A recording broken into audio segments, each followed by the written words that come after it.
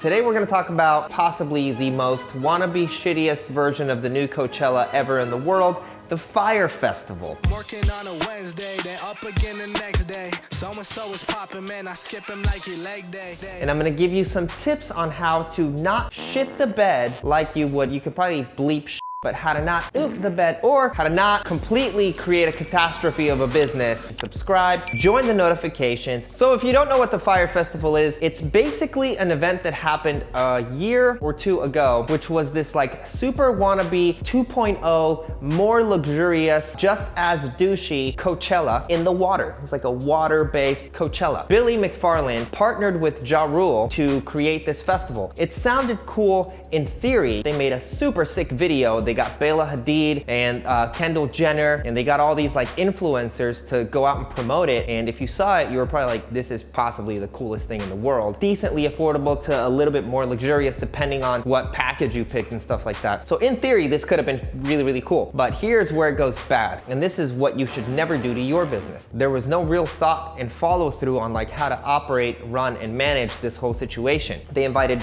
bands like Blink-182, they invited Migos, they invited a bunch of other acts and stuff like that. And actually when people showed up, they had problems with their baggage. They didn't actually have like luxurious cabanas. They promoted like private chef style food. They had like Lunchables and Snackables and crap like that, and like bread and cheese, a fruit that you probably picked from like outside. Like they didn't have anything, right? Like people didn't have anywhere to stay. There was problems with getting there. It was just a complete shit show. All the bands said, nah, we're not about this. It all ended up being a complete catastrophe. Here's what I learned, and you should learn, on how not to completely destroy your name while building a potentially cool business. Number one, get your stuff together. This was a good idea in hindsight, and you probably had a good idea, and everyone has a good idea in business, but the big thing that keeps it a good idea is follow through, making sure your T's are crossed and your I's are dotted, committing to following up with everything else that you said you were gonna do. They didn't have any of the things that they sold, which is super, super scammy. Two, make sure the things that you're doing have a process, right? Like they didn't have a process, they didn't have any kind of a system to actually make this stuff work. They just kind of had an idea and they promoted it. They did a good job marketing. Where did they service people? They didn't service people. They didn't do anything afterwards, right? Which is a terrible customer experience. It's gonna create like a bad name for you. Any other idea that if Ja Rule ever does an event, people are gonna laugh at him. This other dude, I think this guy went to physical jail. Think about the things you're gonna offer. How is this person that you're selling something to, whether it's an event or it's service or it's a product, how good can you make that experience? The better you make the customer experience, the better it is that you're actually gonna be able to get a repeat buyer, right? If they would have had success and focused on the customer experience first, maybe a little bit of marketing less, it could have been a pretty good event, and then it would have grown into being like water Coachella. Instead, I think this guy's literally getting waterboarded in freaking jail, and Ja Rule is continuously searching for his next big hit with Ashanti.